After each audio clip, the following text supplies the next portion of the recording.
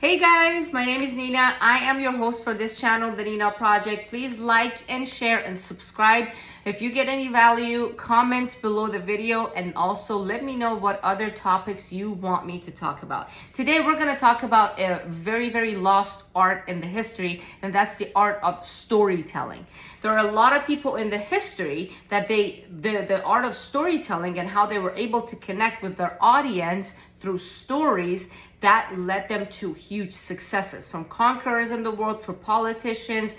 Did you know that Winston Churchill was able to influence the minds of the masses during World War II and change the history and the outcome of the war for his own country, for Britain, through the art of storytelling? So I want to give you 6 points on how you can use the art of storytelling to connect your audience and how you can actually start on that art. So number 1 is know your audience. You might be, as I said, a mom who wants to connect to her children.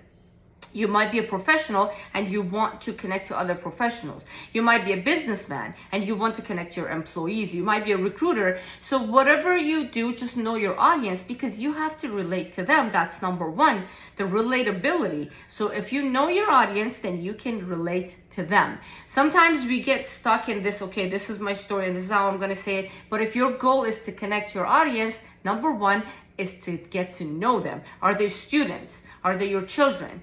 So have in that category, just know who exactly it is that you're trying to connect to.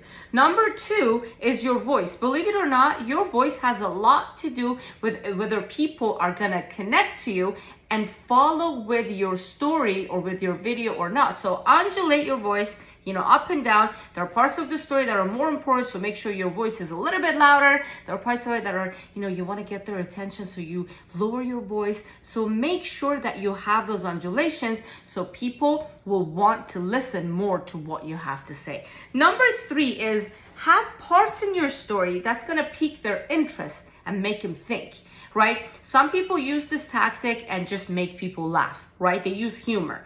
First of all, humor is always good. Have a little bit of humor in your story so people will remember it. It'll make you feel good. Some people use the scare tactic. There's something scary in the story that they're saying that will pique their interest.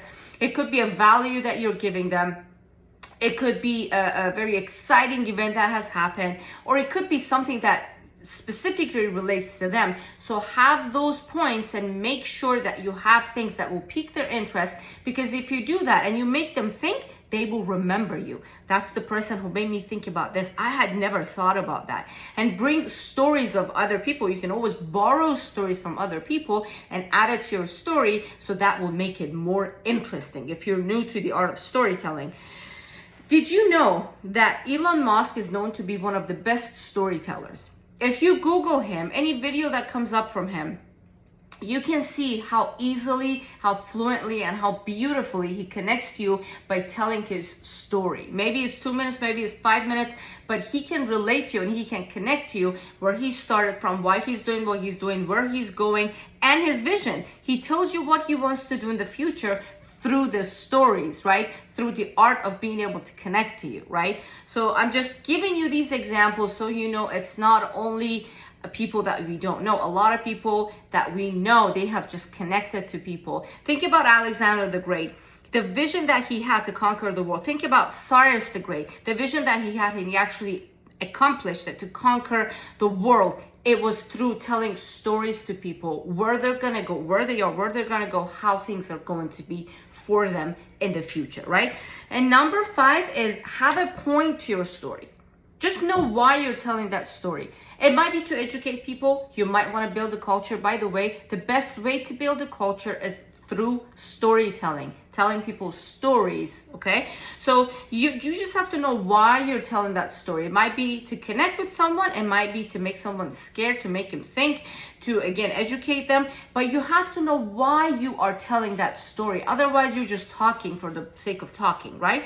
But when you have an intention and you know the point to your story, it makes it much more fluid and it makes it much more enjoyable for the people who are listening to you.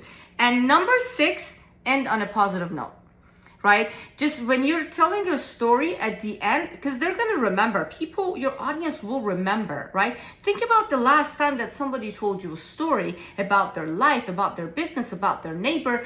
If you watch any soap operas, it's all stories, right? But you remember the positive point. So end on a positive note, end on a good note, like a high note, as they say. And that way you will make sure that people will remember how you started, because the start is also very important. That's how you start connecting with them, and how you end. Anyways, if you like this video, like and subscribe to my channel and let me know what you think.